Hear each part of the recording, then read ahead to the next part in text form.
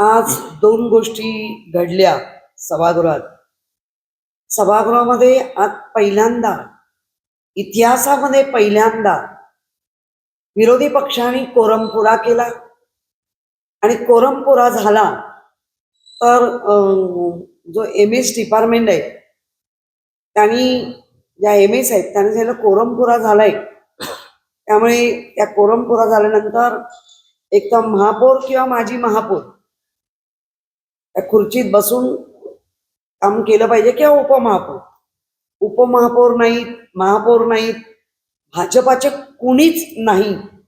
आणि कोरम आमचा पुरा होतो म्हटल्यावर शिंदे गटाची लोक उठून गेली, तरी आमचा कोरम पूर्ण झाला. कारण आपला विरोधी पक्ष मुंबई महानगरपालिकेमध्ये कोरम पुरा करण्याच्या ताकदी एवढा आहे. आणि त्यामुळे महापौरांना आणि MS डिपार्टमेंटला वेळेत सभागृह चालवा हे एक ट्रायल होती. पुढच्या वेळेला जर अशा वेळेच्या कोरम पुरा होऊनही आलं नाही तर पुढच्या वेळेला महापौर खुर्चीत बसून सभागृह चालवू विरोधी पक्ष म्हणून.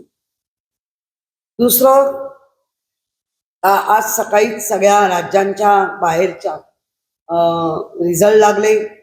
निश्चितच बांगलादेश, पश्चिम बंगाल, त्यानंतर तुमचं आसाम आणि तामिळनाडू, केरळ आणि पंजाब अशा 3 राज्यांमध्ये भाजपला बऱ्यापैकी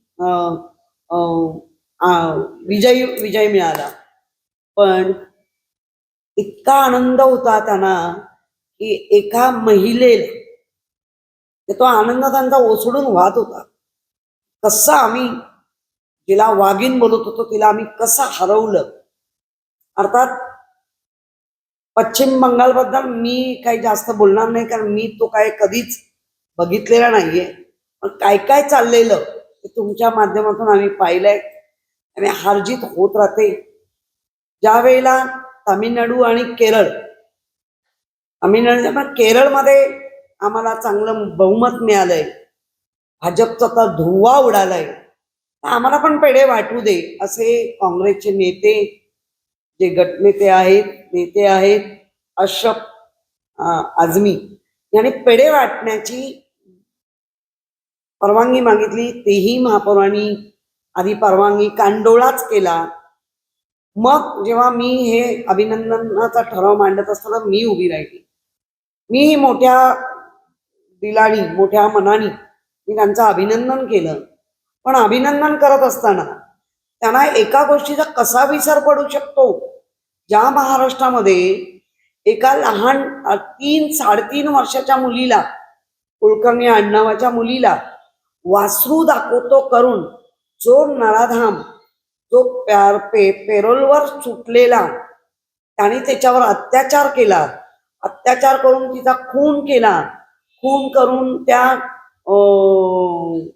टोपलीत ठेवला, म्हणजे शेणामध्ये, आणि निघून गेला. आणि त्या मुलीवर एवढा अत्याचार झाला त्याच्याबद्दल भारतीय जनता पार्टी, शिंदे गुट एक अवाक्य अक्षर काढलं नाही. ना तिला श्रद्धांजली वाहिली, ना तिच्याबद्दलचं जे काही आम्ही म्हणतोय ना, जरी नराधामाला पकडलं तरी माझं उलट मत आहे की दरवेळेला लहान मुलींवर अत्याचार झाला की आपण कायद्याच्या भाषा करणार. ते कायदा मोडतायत वारंवार, कारण त्यांना माहितीये की या लोकशाही आहे, तिथे लोकशाही बरोबर असणार. पण अशा सभागृहात लोकशाहीचे तो वाटोळं करतायत, त्या लोकशाहीचा विसरच पडतोय.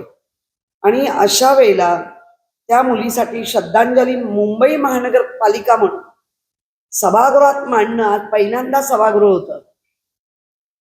बजेट संपल्यानंतरचा 3 दिवसाच्या प्रदीर्घ काळानंतर चालू झालेली नॉर्मल सभा होती. आणि आपल्याकडे परंपरा आहे, आपल्याकडे एक संस्कार आहे, आपल्याकडे एक नियम आहे की अशा वेळेला बाहेर कुठेही असं काही हादसा घडतो त्यावेळेला त्याची चर्चा ही मुंबई महानगरपालिकेमध्ये घडवली पाहिजे. आणि ज्या महिलांचं बिल पास नाही केलं म्हणून गळे काढणारे, एक दिवस बजेट असताना सुद्धा तो दिवस फुकट घालवणारी भारतीय जनता पार्टी आणि शिंदे गुट आज एका लहान छोट्या मुलीवर अत्याचार झाला, तर त्याचा तुम्हाला विसर पडला? बरं, मी भाषणात तो विसर पडलेला मी आठवण करून दिली. मी त्यांना अभिनंदनही केलं आणि त्यांना आठवण करून दिली. पण जेव्हा सभा संपते त्यावेळेला तरी त्या लहान बालिकेवर तो काही प्रसंग घडला, क्रूर कर्म्यांनी घडवला, तिच्याबद्दल श्रद्धांजली वाहून तिच्या आई वडिलांना एक मॉरल सपोर्ट हा दिला पाहिजे. आपण पाहिलं असेल, मी काल पुण्यात गेले होते, तिच्या वडिलांची विनंती ऐकल्यानंतर मी त्यांच्यापर्यंत पोहोचले नाही, कारण त्या विनंतीला आम्ही मान दिला. पण माझ्या महानगरपालिकेच्या सभागृहात एक ठराव होतो आणि तो श्रद्धांजलीचा ठराव तिथपर्यंत त्यांच्यापर्यंत पोहोचतो आणि एका छोट्या बालिकेला आपल्याकडनं, आपण सर्व आया आजी आहोत तसं यांचं हृदय. महापौर मॅडम आहेत, MS मॅडम आहेत, म्हणजे महिला आहेत, त्यांना याची जाणीव नाही.